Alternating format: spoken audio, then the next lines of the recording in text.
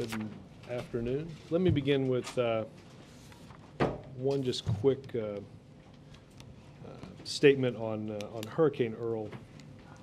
The President is closely monitoring and aggressively preparing for the storm as it continues to head toward the East Coast. On its current track, Hurricane Earl could approach the coast of North Carolina by late tonight or early Friday morning. Last night, the President signed a pre-landfall emergency declaration for the state of North Carolina, ensuring the state has what it needs beforehand, and FEMA has already moved teams and supplies into states along the East Coast to provide support and resources as needed. As you know, yesterday, Administrator Fugate provided the President with an update, and FEMA is in close contact and coordination with the governors and their teams up and down the eastern seaboard to ensure that they have the support they need should the storm make landfall later tonight or tomorrow. I do expect that the President will speak with the FEMA Administrator again today, and we will let you know when that happens.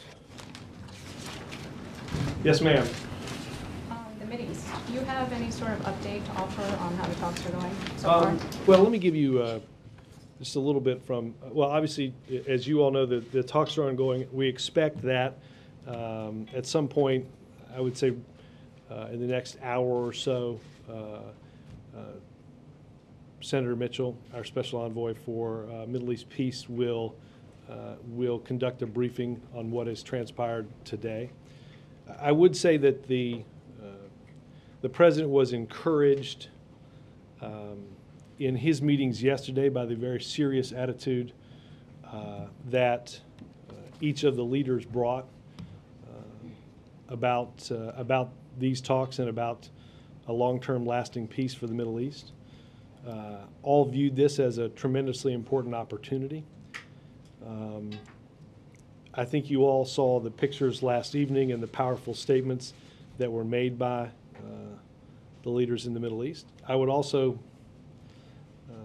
say that the President, as he did in the Rose Garden yesterday afternoon, remind everyone that there are still deep divisions. There are still years of mistrust to overcome.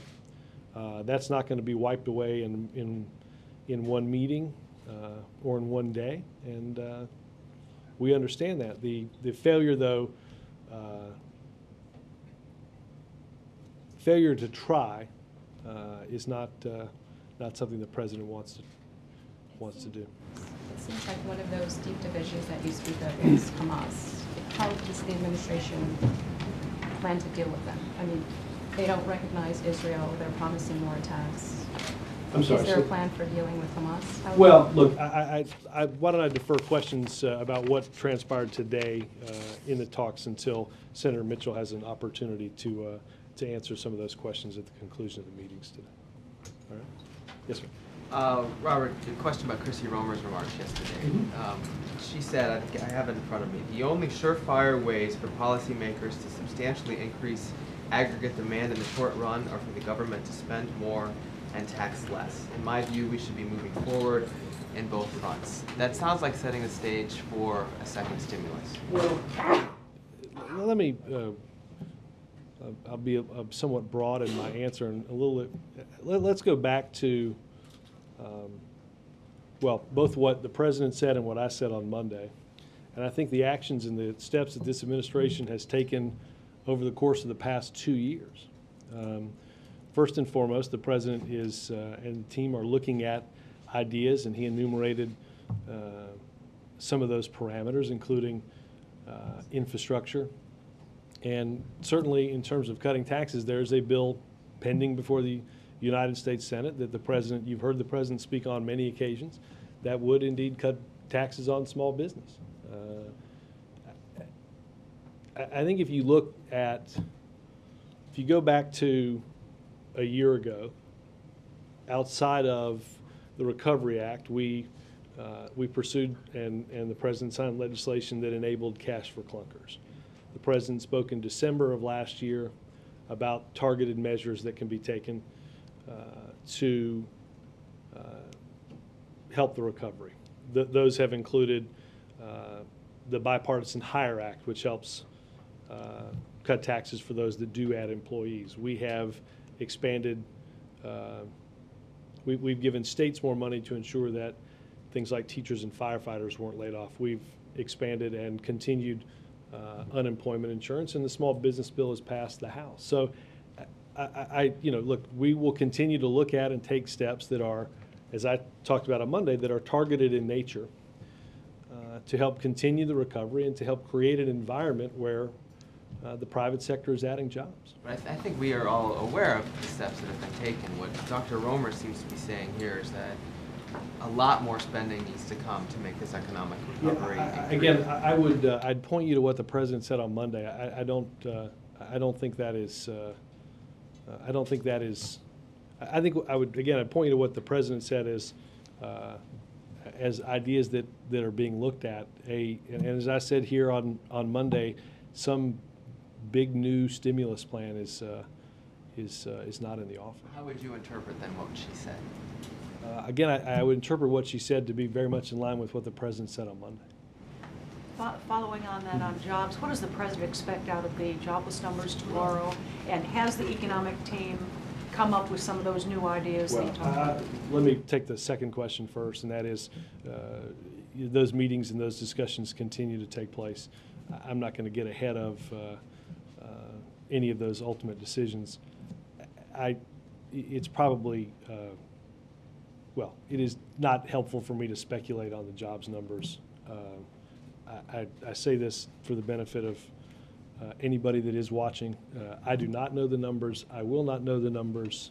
Just so anything that is said in the next several minutes has nothing to do with my knowledge about the numbers.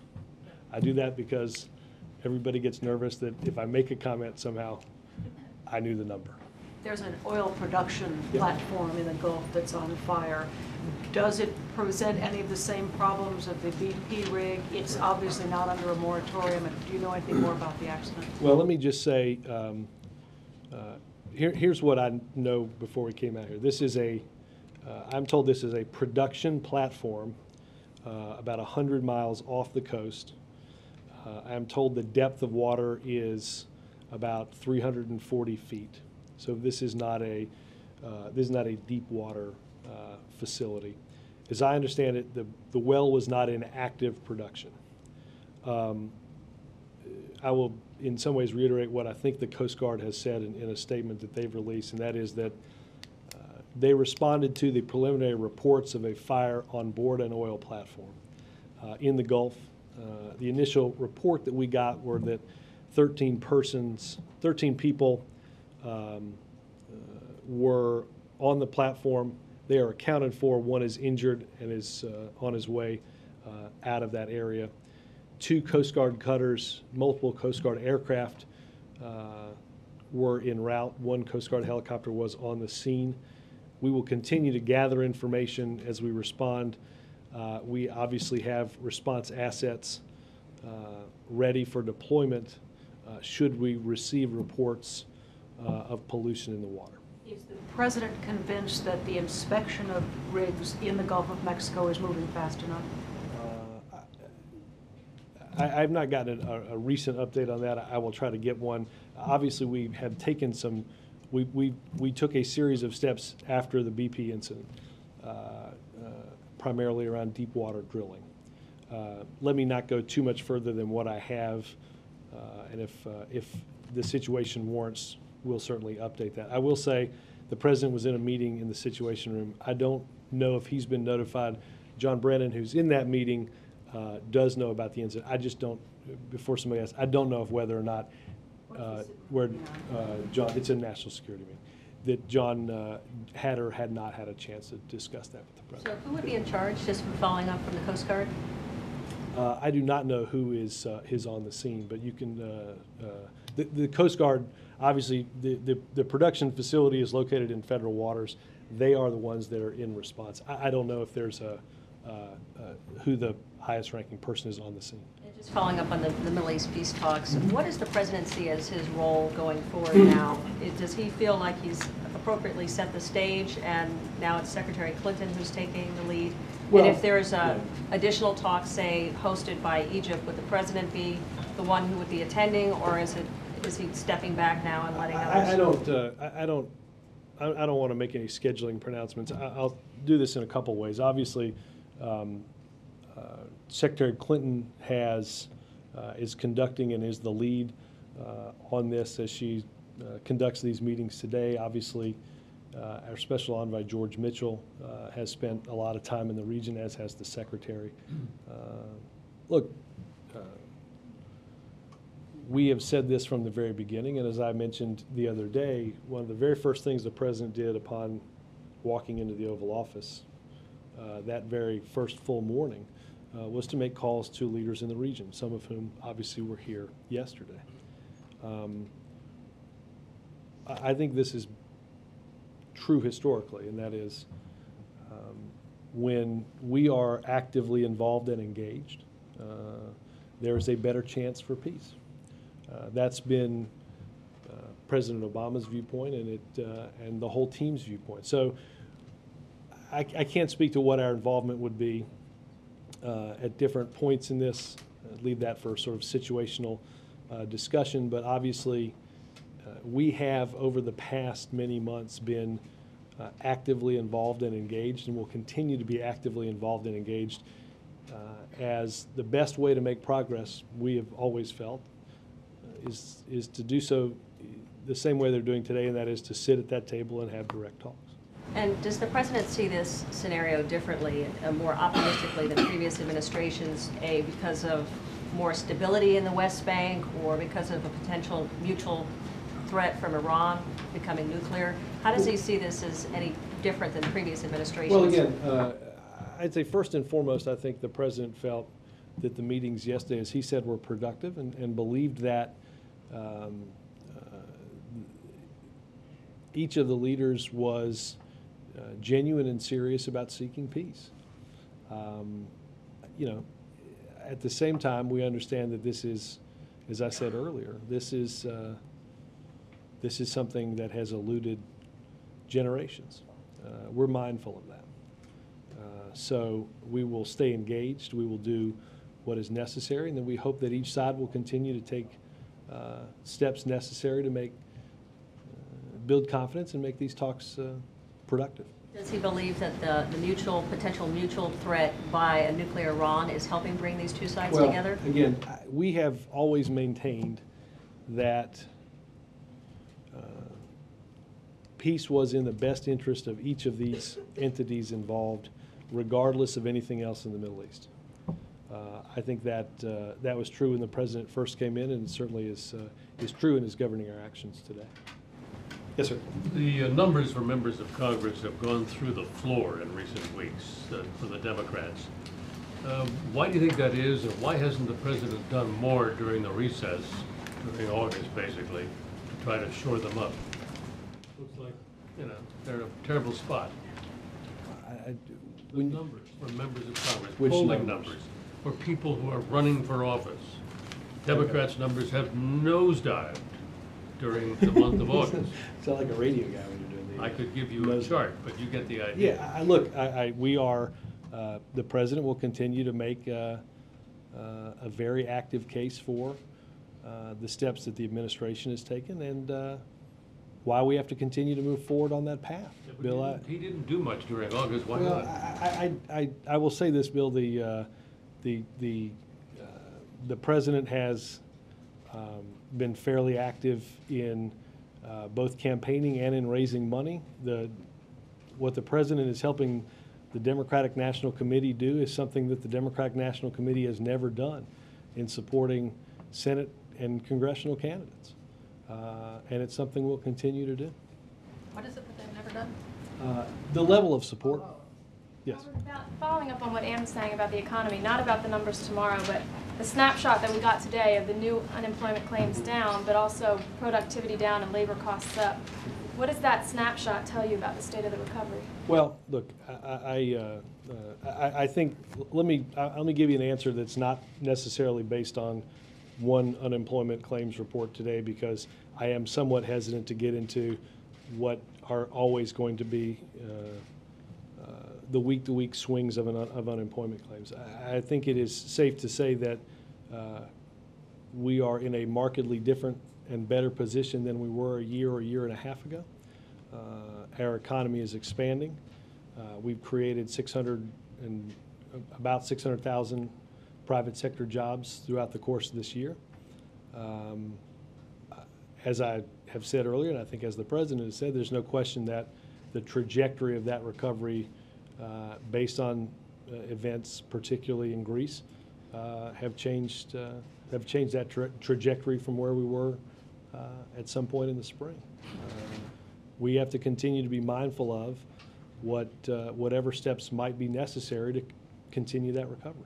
What are those? What do you do to turn it around and get it going in a stronger, higher trajectory? Well, again, that's some of the discussions that the economic team is having, and I'd point you to what the President said in the Rose Garden about that on Monday. Okay, and one other thing on FEMA. You said FEMA's moving teams along the East Coast and supplies. Can you give us some more details on where and what supplies? Yeah, let me get a comprehensive list, and we'll send it around to you at the end of this. You just said, and the President said on Monday, that y'all are considering a range of new items on the economy to try to turn things around. Assuming time is of the essence, can you give us a sense of how soon you might roll some of these out, and whether you would do it piece by piece or I don't know that those. Obviously, they're still doing meetings and discussions on this, so I don't have any scheduling updates. Would you agree that it's something you'd rather do sooner rather than later, or is it a matter of, would you do it piece by piece, or do you want to rule out a date? Again, I think the final decisions would have to be made before I'd have a good understanding to be able to talk about it. Given that so much of recovery has to do with confidence and how people feel about the economy, can you talk about what your strategy is in terms of how to talk about the economy, tempering the balance between being realistic but also trying to convey confidence? Well, look, I think you've heard the President. I would point to what the President said in his speech to the nation on Iraq, that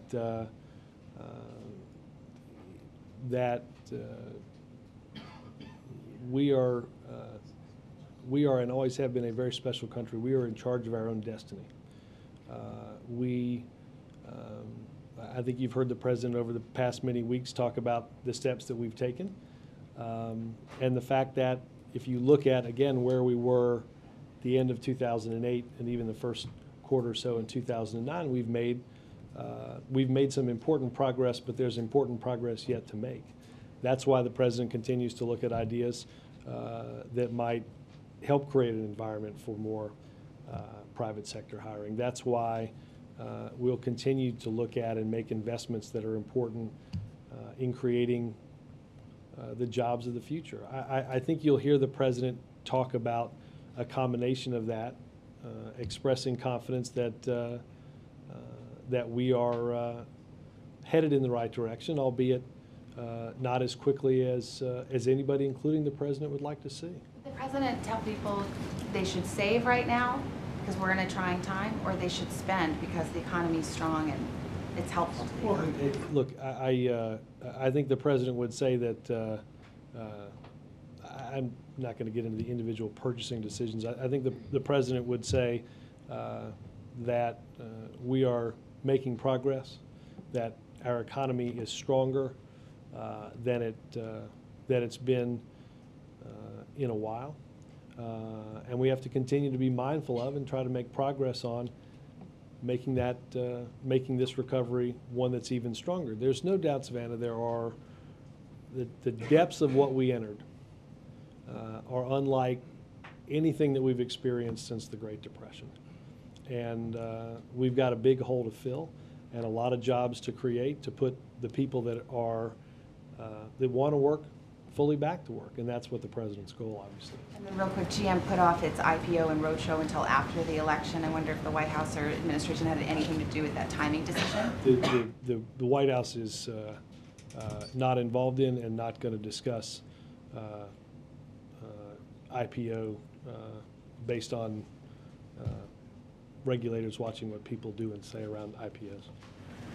Let me come at this economic question a different way. Congress is going to be back in Washington in a week and a half. Beside the small business bill, what is on the President's must-do list before they're back out and campaigning? Because they don't have a lot of time. No, they don't. And I know you caveated by saying you assumed small business, but this is something the President's talked a lot about. I'm going to spend another 30 seconds doing it one more time because what this town does a lot is, okay, I know what you're doing now, but what are you going to do next? I point out that the article that I held up here just the other day, small businesses have delayed their hiring decisions. Small businesses have delayed their expansion decisions. Small businesses have delayed their investment decisions, waiting to see what the Senate will do on the small business bill. So I don't want to discount that the engine of our economy, as the president said, 60% of the job losses come from small business. There are some concrete steps that we can and should take when Congress does come back in a week and a half to change that. Obviously, the president is mindful of the tax cuts for the middle class that expire at the end of the year, and the president will fight to ensure that those middle class tax cuts are protected. I think that is something that we'll obviously have a fairly robust discussion on, not just in the remaining weeks of Congress, but in throughout the election and maybe after the election. From what I understand, Nancy Pelosi is worried that as the tax cut debate goes on this fall in the Senate, that the White House will cave to pressures from some moderate Democrats to just extend all the tax cuts for another year. Can you reassure her of that? I like that you're my Nancy Pelosi go-between, Jonathan.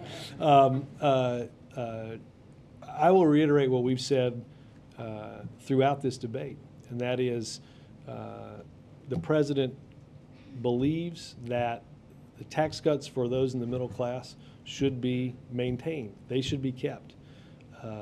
The money that would be spent to keep those tax breaks for people that make more than $250,000 a year, and let's be clear that the majority of the money that would be spent next year on maintaining those tax cuts are for people that make more than $1 million a year.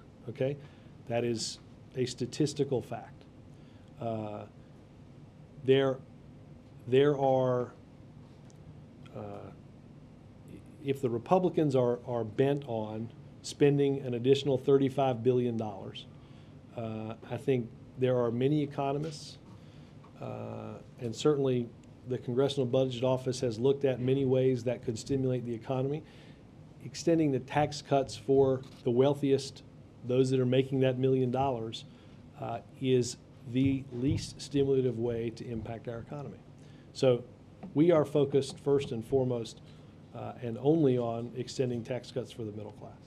And one quick question, more. Please relay that back to the speaker. All right. You've got a bunch of openings. New chairman of the CEA, Consumer Financial Protection Agency, comptroller of the currency.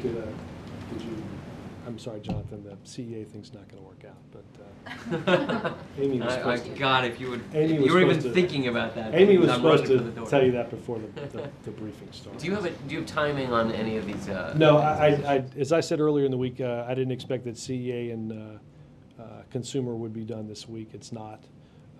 Obviously, Dr. Romer's tenure concludes tomorrow. I do not have a timeline for those two openings. Mark? Robert, can you say what the NSC meeting is about today? Series of national security issues. Urgent? Some, no, I would not. It's I don't want to get everybody nervous. It's not it's something that the president does fairly regularly. Robert, in his speech on Tuesday night, President Obama said that there could be patriots on both sides of the Iraq issue. Mm-hmm. Does he believe there could be patriots on both sides of healthcare issue, government spending, taxes, and the like? Sure. I mean, look. First, inherent in your question, Mark, is that I don't think that the president is not going to question the patriotism of those that have a different view than him. I don't. That's never been. They may have policy disagreements, but I don't think based on those disagreements, at least the president would not make the argument that somebody is more or less patriotic based on the fact that they share his position on a certain policy issue. But he accuses Republicans of game playing, of holding issues hostage. I mean, that certainly casts aspersion. Well, can you have it both ways? Well, let's take, for instance, what the president said on Monday about the small business bill. The president asked the Republican Party to end the blockade on needed and necessary aid for small businesses. What I think is somewhat undeniable is they've held up that bill. If the Republicans are proud of holding that bill up, I don't think they should have any problem with the president mentioning that they're holding that bill up.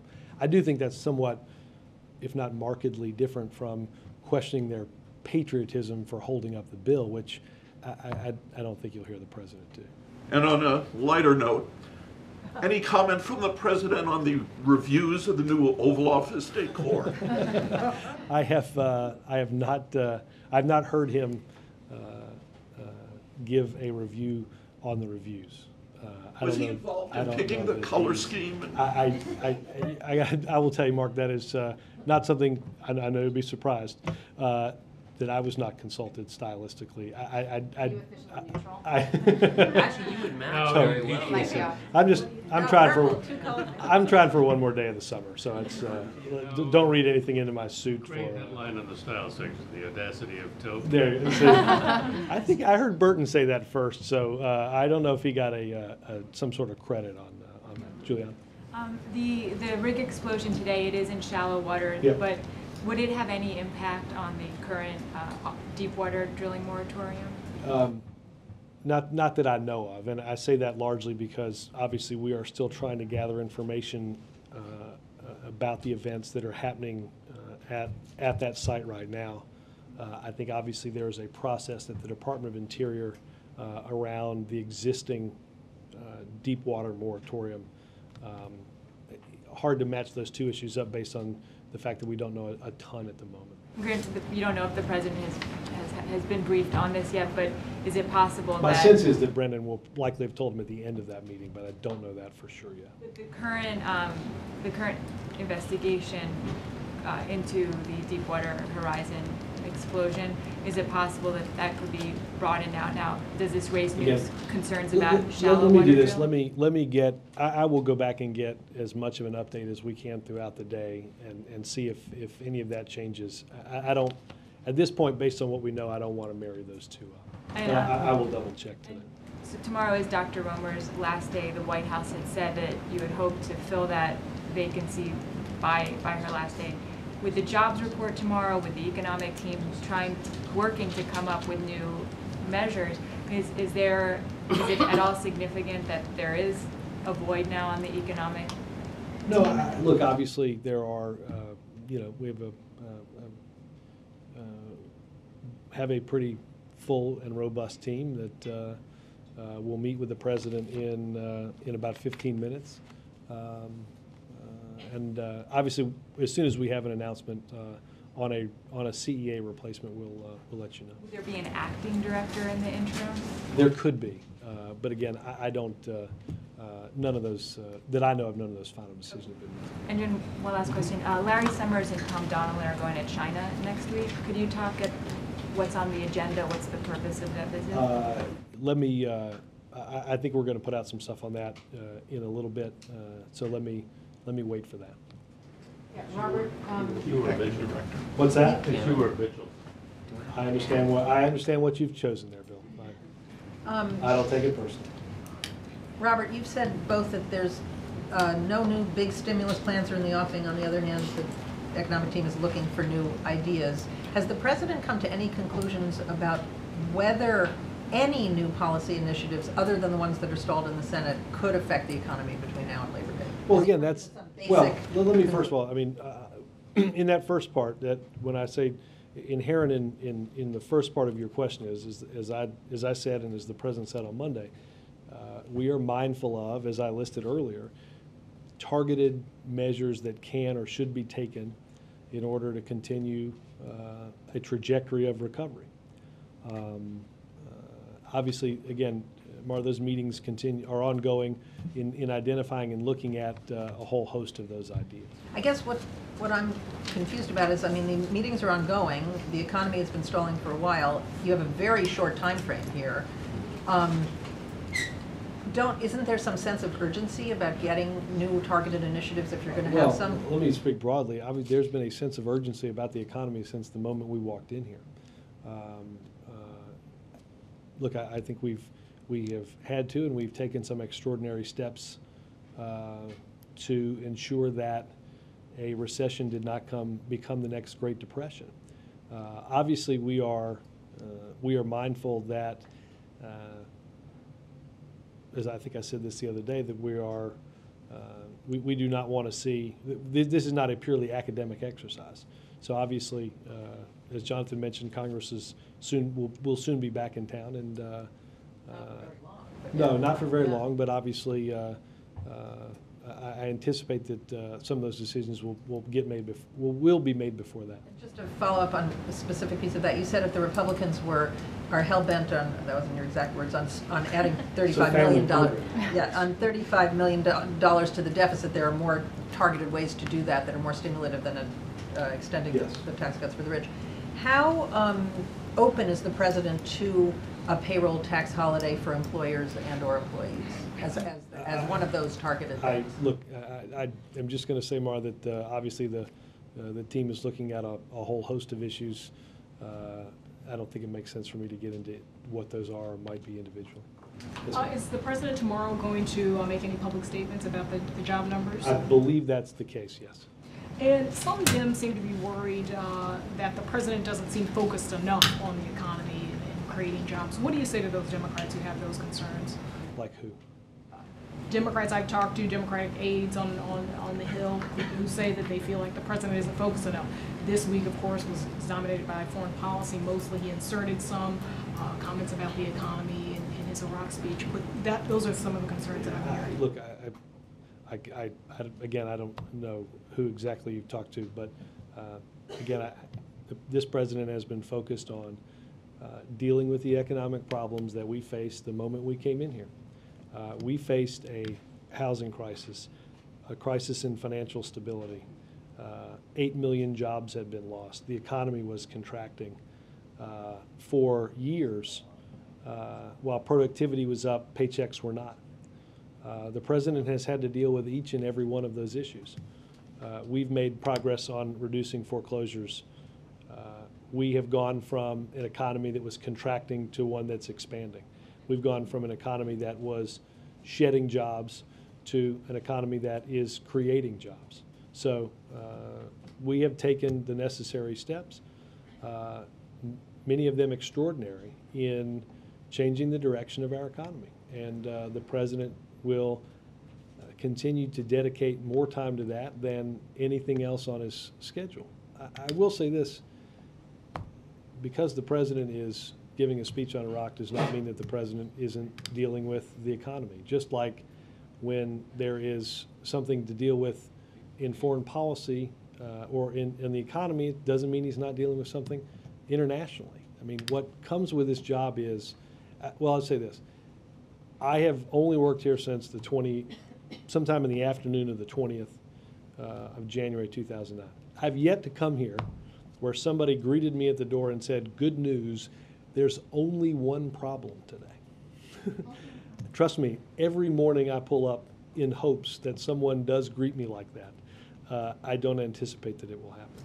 Robert, one more on the economy and the measures that you're contemplating, without getting into the specifics. Has the president looked at the numbers, which do show a pretty dramatic slowdown in the recovery, and said, we need something dramatic here? Is something dramatic needed? I think the president continues to ask the economic team for what ideas they believe can help the economy now. Look, you know, we have seen, look, part of this obviously is, there's no doubt, as I said earlier, that the economic growth trajectory is not what it was in the spring. That's what the president has asked folks to look at. Some of the measures that we see, and it's why I didn't want to talk specifically about 1 week's unemployment claims.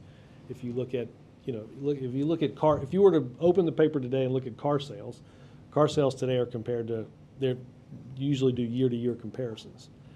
GM car sales down 28% or whatever they were. Those are comparisons to last August when Cash for Clunkers was there, when we were selling cars not at a rate of 11 or 11.5 million a year, but at 14 million a year, which is obviously what we would strive to get to, but not where we are economically. So certainly the president has, throughout the past many weeks, kept up to speed and up to date on the latest economic data. You know, some of it has shown, as I said, maybe while there's a change in growth, you look at something like yesterday where I think it's, without divining everything that happens in the stock market, that you had a pretty big rally fueled largely on manufacturing index that showed, for instance, employment at a rate that folks hadn't seen on that index since the early 1980s. It sounds like a no, that the data doesn't require something dramatic or Well, eye-catching. Again, I do not anticipate something that rivals the extraordinary measures that the president has already taken. May I follow up? Well, you do seem to be laying the ground for modest changes. Peter Orszag said if you extended over 10 years, all of 2001, 2003, it would cost $700 billion. But arguably, if you only do it for 1 year, it costs $70 billion. Is that affordable? Are you talking about for the upper end, or are you talking about all of it? Again, let's take, I think if you break out 1 year of, I think if you were to extend the upper end tax cuts for next year, I think the price tag is $35 billion. Okay, so that's even, is that even more? Would he veto the bill that had that in it, by the way? I wouldn't get into the hypothetical like that. The president does not support extending the tax cuts for those that make, on average, about $1 million a year. Those are, again, I think it's pretty safe to say, I don't think I'm being malicious to the Republican argument, that they're concerned about spending, right?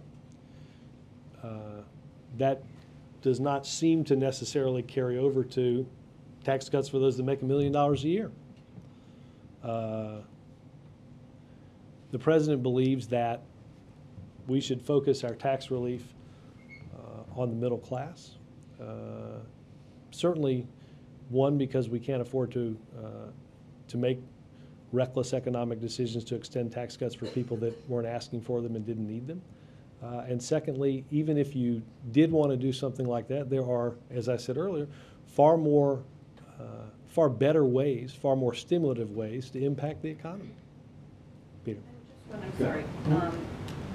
Just to follow up on a question by Mara about a payroll tax holiday. Well, you mentioned new hires incentive, that expires.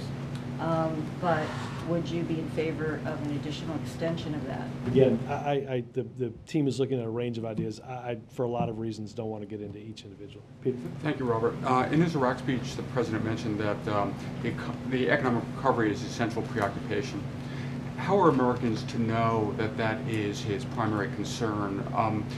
Does he need to, in terms of the way he prioritizes his time, can he show Americans that the economy is his primary preoccupation? Yeah, again, having been here since the beginning, there isn't an issue that the president has spent more time on than the economy, than on the economic recovery, than on financial stability, than on housing, than on, I don't think there's any doubt about that. Follow up, Sure. But when Americans see the president travel abroad, when Americans see him take a vacation, not that he doesn't deserve vacations, as do many people in this room, but might they draw the conclusion? It's an interesting way of phrasing it. Showing the people in the first two rows. But don't they? Careful. It's getting into row warfare. Might they draw conclusions that it's not the kind of, it's maybe, they don't necessarily see the things you're talking about, how the president multitasks? Well, look, again, I'm trying to think of an example that would help illuminate. I mean, let's take, for instance, I think everybody would say getting our policy right in Afghanistan is very important. I think that is of concern to many in this country. When the president was undergoing 13 different 2 to 3 hour meetings on that, the notion that somehow that's the only thing he was doing, again, I can hardly wait for the day in which there's only one problem. There's only one meeting. It's only on one topic. It's not true today. It's the president will come from the Situation Room. I think the schedule says he's going to eat lunch, which he should and should do, and then he goes into an economic meeting. So again, that's not to say it's just hard for me to, I guess, craft into words exactly the fact that, again, there are pressing problems domestically. The president obviously is the commander-in-chief and has to make decisions about our foreign policy. But Peter, having been here from the beginning, there is not an issue or set of issues the president has spent more time on than dealing with the economic situation that we walked into the 20th of January 2009. Yeah. Has the president made any plans on how he'll commemorate 9/11, and is a trip to Ground Zero a possibility? You know, I do not have. I have not looked at the block ahead. Let me go do that. I honestly don't know the answer. Are you looking at a number of places? He'll stay here or go abroad? Let me go look at the block so I don't. So I have some information on that. April. Robert, on jobs, Gallup just came out with a poll on August underemployed numbers that said the numbers went up from 18.4% to 18.6%. Underemployed meaning those without full-time work. Is that included in what the president is trying to do to get people back to work? And talk to me about how. Look, I think, again, creating, what you have seen happen in this economy is productivity has increased, temporary work has increased, meaning employers have taken the steps of adding hours, but not necessarily adding additional full-time workers. There are any number of people that in the monthly employment survey are included in a group, would be included in a group of people that would like to work more if they could. That's why you typically hear that. That's why you typically on a day like tomorrow you'll hear an unemployment number and an underemployment number. Those that would like to have additional work but can't find it. Obviously, those are just as much a focus as those that don't have work and need it, because inherent in dealing with either of those two groups is greater full-time employment, and that's certainly what the president and the team are looking through. Also on this platform, this production platform explosion, could you talk to me about why justice is involved in this right now? Why justice is involved in this? Yeah, I understand justice is looking into this. They're investigating this. April, I don't have any information on that. The information I got was from the Coast Guard. So I will go back and see if there's justice involvement in what's happened today. Is the administration concerned at all by the fact that Mariner Energy has links to BP and this whole situation happened? Again, I don't want to make any broad statements on what I know about today's incident when I came out here. Let me go back. I think I said I'd go back and look and just get a better or fuller update throughout the day and see what's going on. Margaret. Thanks, Robert. I wanted to return to the subject of the Mideast peace process and try to flesh out which calls the president has made, especially for Arab support beyond obviously Egypt and Jordan. Specifically, has he been in contact with Saudi leaders, Kuwaitis, Moroccans, Qataris? Can you tell us who he's talked to and what their feedback has been? I believe he has talked with King Abdullah recently. I don't know I can get the exact date of that. And I think a readout on that would actually be really helpful. Let me. What's today? It would have happened earlier in the week. So let me. I think that if I'm not mistaken, on Monday was the 31st, right? They all sort of blur together. I believe that they spoke on Air Force One on Monday, but I will let me go see if there's a readout on Since it. his meetings yesterday, since his bilats yesterday, and in the course of today, where presumably he will, when he talks with George Mitchell, get a read back on what's going on. Do you expect ongoing telephone calls? Let me do this. Let me get a better answer to that based on discussing with him after he's had a chance to talk with Senator Mitchell. Look, obviously, both Secretary Clinton and Senator Mitchell have been deeply, deeply involved in this. So let me include what their activity might be as well in some of this. Yes, ma'am. Thank you, Robert. Just to follow up on that, the Arab Peace Initiative, which Jordan's King Abdullah mentioned last night, is an initiative that the Saudi King Abdullah put together. Was he at all? Was he invited to attend these talks, or was he consulted beforehand? Yeah. Again, I believe they spoke Monday or Tuesday. Let me go back and find, and we will try to find a. That would just be a day before the talks would take place. Let me, most of the leaders already. let me get a better readout on exactly what was said and what might have transpired. You don't know if he was invited to I don't know directly the answer to that, but let me find out. Yes, ma'am. Thanks, Robert. Do you have any details about the dinner last night? The Israelis released that Prime Minister Netanyahu gave some gift of peace to the president. There was I don't know how to describe it. I'll go back and it was in the Oval, in the outer Oval last night, so I can go back and look at what that gift was. Just a couple things. One, to clarify, you said, following this is a different tack than Marta, you said that some big new stimulus plan is not in the offing, that the economic team is looking at a host of issues. That host of issues, the exception is a big stimulus? Well, again, I think it's just safe to characterize. I'll characterize today the way I characterized it on Monday, and I think the way the president characterized it on Monday, and that is targeted ideas to continue to spur the recovery and create an environment for private sector hiring. So something even resembling what we saw when y'all first came to office is off the table? I have not been in a meeting where that's been discussed. And then the other thing I wanted to ask was, Bill mentioned the polling numbers and a nosedive, as he put it. Does the White House believe the president can arrest those numbers? Look, I will say this. I think the president, I go back to one of the answers I gave Bill, which is the unprecedented amount of effort and support that the DNC is providing to congressional candidates, to each of the Senate and congressional committees. Look, I don't, we saw this last year. This is, I think the president will help make the case, but I do not anticipate that, look,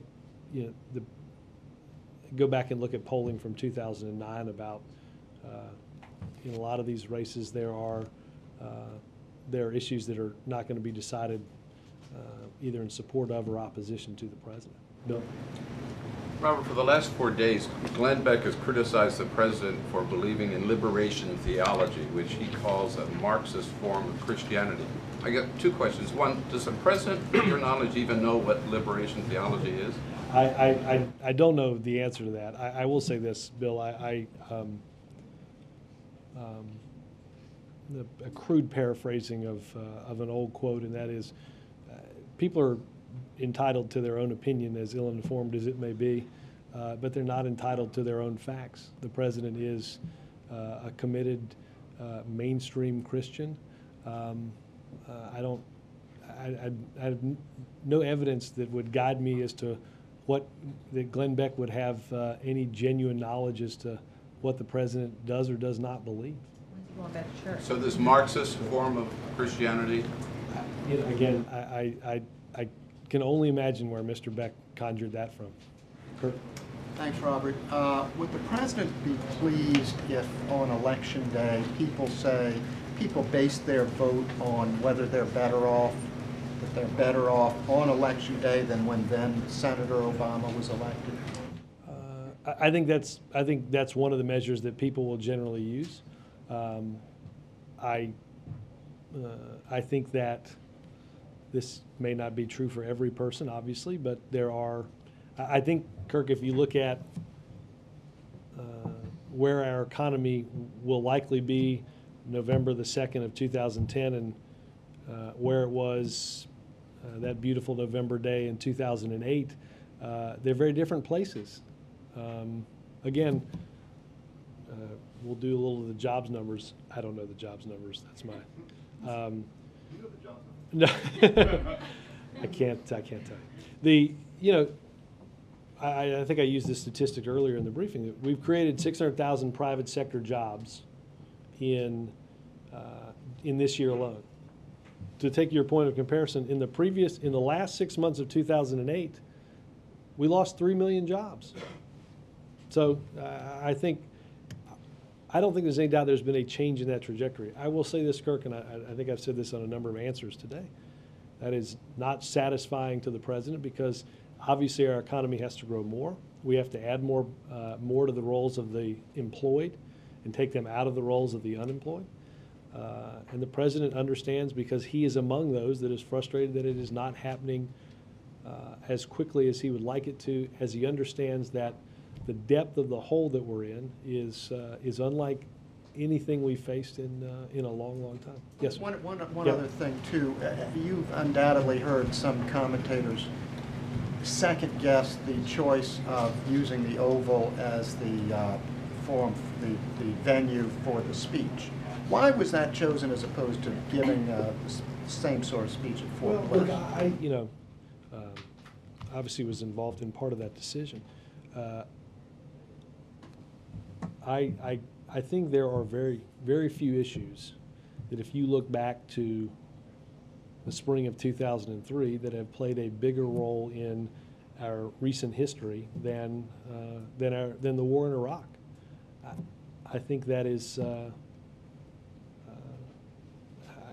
tremendous number of men and women served in Iraq. A tremendous number were killed and have been injured as a result of their participation in that. I think the president believed that the milestone that we marked on Tuesday, the change in our mission away from a combat role and one to a role of assistance, should be marked in many of the same ways that President Bush marked it in announcing the beginning of combat. And I will say this: if I read a number of stories. There was an AP story that quoted a number of soldiers that are happy that we have made a transition in a country where some of them served once, twice, 3, 4 times. I think it was important that those that spent their time in Iraq, some who left friends in Iraq, deserved the national thanks of their commander-in-chief. So I wonder, George Mitchell says there's going to be another round of talks the 14th and the 15th. Is the president going to play a role in that? Is he going to invite some of the principals back here? Let me double check on the schedule. Thanks, guys.